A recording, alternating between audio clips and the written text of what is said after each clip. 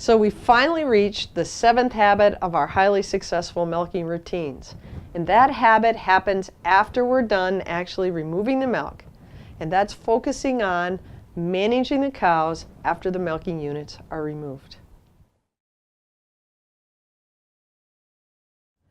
So the most important thing that we can do to manage those cows after the milking unit is removed is to do an excellent job at post-milking teat dipping. Now, post-milking teat dipping is a highly adopted practice that is well known to result in the production of high-quality milk by minimizing the development of new mastitis infections. It is fundamentally one of the most important things that is done well on any farm who desires to produce high-quality milk. Now, there's some old research that has really demonstrated that. Back before post-milking teat dipping was highly adopted, there were some comparative studies done between farms that had adopted teat dipping and farms that didn't. And the use of teat dipping reduced somatic cell counts by about 70,000 cells per ml. So it's not just enough to say that we're post-dipping cows. What we really need to do is make sure that 75 to 90% of the teat skin on 90 to 100% of the teats are covered at the completion of every milking. And that's a hard job because that has to be done on every teat of every cow at every milking.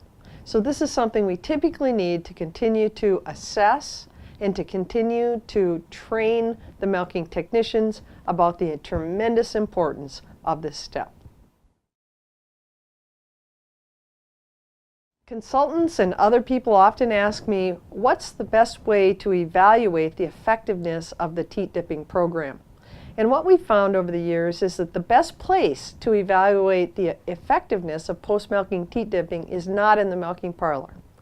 The best way to evaluate post-milking teat dipping is to go to either the return lane or actually into the group where the cows that have been most recently milked are returning to, and actually take your digital camera, a little scorecard out there, and count the number of teats where you've got complete coverage of that teat skin. Again, we recommend 75% of the teat skin needs to be covered on at least 90% of all the teats.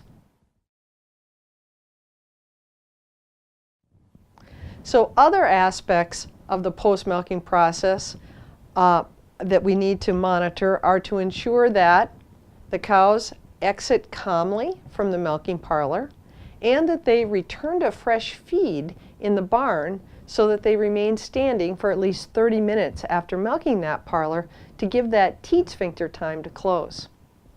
And then after the cows are gone, we also want to ensure that the milking technicians do a good job of making sure that those teat cups are cleaned and dried before they're put on the next cows that will be entering.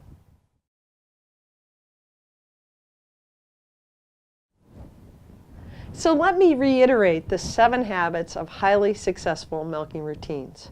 The first habit is that cows are calm, clean, and well handled before the milking process ever begins.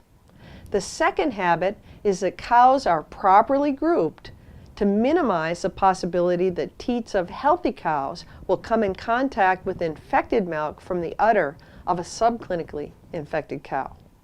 The third habit is that the milking technicians use a consistent pre-milking cow preparation. And the fourth habit is that the teats are dry and clean before that milking unit is ever attached. The fifth habit is to ensure that the milking units are attached in the proper time sequence and in the proper manner. And the sixth habit is that the units are removed properly when milking is completed. And then finally, to complete the process, the seventh habit of a highly successful milking routine is that the cows' teats are dipped and those cows return to a clean and dry environment to minimize the possibility of new infections ever developing.